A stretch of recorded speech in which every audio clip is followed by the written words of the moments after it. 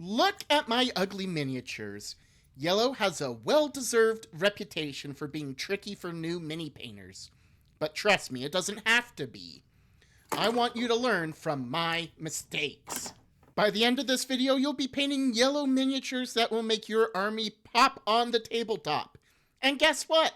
It's easier than you think. Now let's be clear on what this video will and won't be. As much as I love advanced layering and shading techniques from airbrushes, we won't be covering any of that in this video.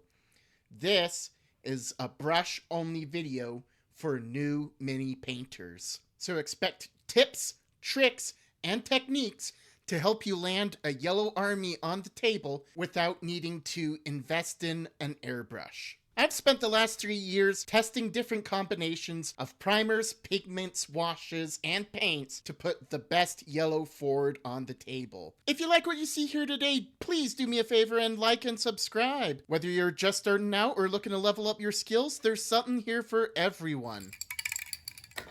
Now let's talk about primers. Starting with the right coat of primers is crucial for setting down the layers of yellow that come after. Mephiston Red and White Scar are fantastic, but they are expensive. That's why I prefer Tamiya Surface Primer. Not only is Tamiya Primer much more affordable, but they are also my favorite combination of pink and white for a yellow base coat for painting by hand. Priming tip number 1, be safe, wear a glove. Number 2, prime outside, protect your hand and your lungs. Priming tip number 3, keep your can moving. Don't spray one spot. We want to build up a thin, light coat. Keep your can moving. Short sprays create even coverage across the model. I like doing it in short bursts of 2 or 3. And then slowly rotating the model as I go. Using pink and white primer is only a necessity if you're using yellow inks, yellow contrast paints, or yellow speed paints because of their thin pigments. If you're going to be using acrylic paint, then you can really base your mini in any color. So what we'll be doing with this fella is a black and white zenithal. Now that's a funny word, isn't it? Zenithal. Zenithal. Let's go over what that means. Zenithal priming is a technique to try to replicate how light would naturally shine on an object in real life. So you'll notice that I'm not spraying straight on the model, I'm hitting it from the very top to simulate how the light would naturally hit the brightest points of the model and shade in around the darkest points of the model. Let's not forget to spray a zenithal on this model too. Even though we'll be painting him in solid acrylics instead of contrast paints or speed paints or inks, having a zenithal down will help us understand where and how we should naturally highlight the model. Quick note from the editing room, I just wanted to make sure y'all knew that our model for Imperial Fist Contrast Yellow will be modeled using Mephiston Red because the figure on display was already primed using our pink and white zenithal method. Thank you! Now that everything's primed the way we want it to be, let's test our contrast paints, inks, and speed paints. Up first is Citadel Paint's Bad Moon Yellow Contrast, and it is my absolute favorite to do with this Tamiya pink and white zenithal. The reason Bad Moon Yellow is my favorite is because it's consistent through the brightest brights of the white zenithal and the deepest pinks of the recesses. So it remains consistent, it remains bright, and it feels so good to look at. Next up is Imperial Fist Contrast Paint, also from Citadel Color. It is one of my favorite yellows, and just to be totally clear, we're painting this over a Mephiston Red and White Scar Zenithal.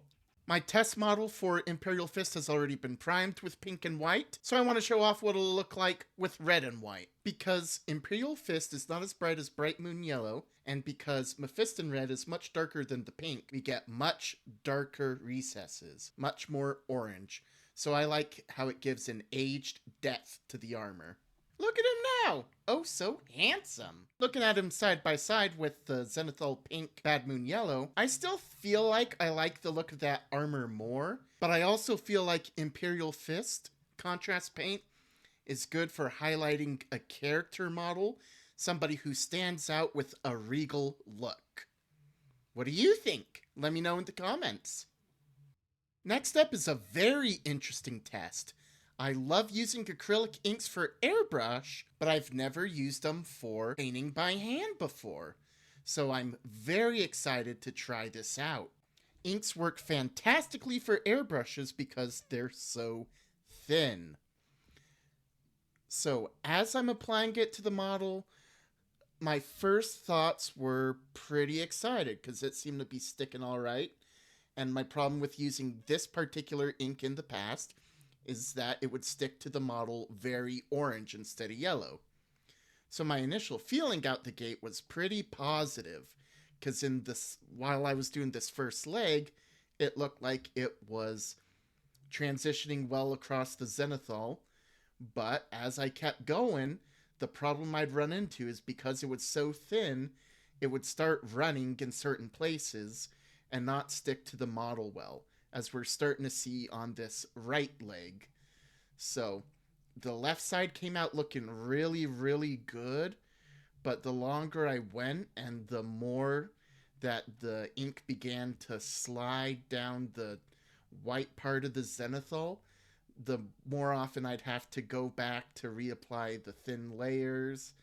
And, at the end, I really did like how the model looked, but because it was such a hassle to use the ink as a brush or use the ink in a brushing method, I don't think it's really one I'll use again. It comes out much smoother from the airbrush, even if it did come out more orange. So I would recommend either the two contrast paints or our next speed paint rather than using the ink through a normal brush. Last up on our list of quick paints is this little gem from Army Painter called Maize Yellow. Maize Yellow is similar to a contrast paint in the regards that it's a one-pot solution to a painting problem. It's quicker to dry and quicker to apply than a typical acrylic paint. It comes on smoothly and evenly. So I tend to like speed paints and contrast paints a lot. Look at this nice undershading. Yeah. Maize Yellow really does a nice job. And it also does a good job coming out of an airbrush. I generally save Maize Yellow for specialist squads like infiltrators and cursors, but it's always a treat to use when I do. Works great in airbrushes, works great by hand. So whenever you have to use Maize Yellow, it's always a treat and a delight to do so. Last up, we're gonna paint the traditionally primed model with the traditional yellow triad paint schema. Now, I'm using specifically the Duncan Rhodes Painting Academy yellow triad because it is my favorite acrylic paint. So what we're going to do is we're going to start with the deepest color, the Dark Sun Yellow.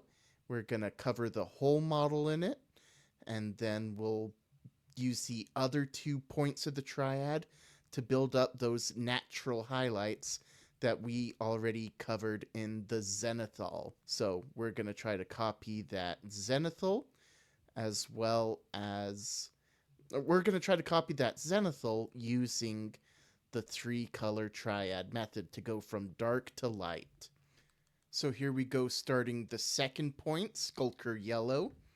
I love how thin and smooth 2 thin coats comes out, so we'll be able to get a nice natural blend as we go from the darkest yellow to the mid-tone yellow. Now look at that! Doesn't that look like a nice smooth transition? So with 2 colors down, it's time to finish the last of the triad, Yellow Flame. So we'll be using Yellow Flame to cover the highest points, the absolute zenith of the zenithal. So like the upper thigh, the edges of the armor where the light catches, the jump pack, and it's probably the least amount of time we spend on the model, but is one of the most critical elements to make sure that it really pops on the tabletop. And there's our winner! Oh, doesn't he look fantastic? Because we were able to stick to the zenithal, we really are able to make that armor pop. I really like the dark shades in the jump pack there, where we can see a little bit of the black primer providing definition, and overall it's a very clean looking model. If you choose to shade your models, I prefer using Cassandora yellow when I'm using the pink and white zenithal.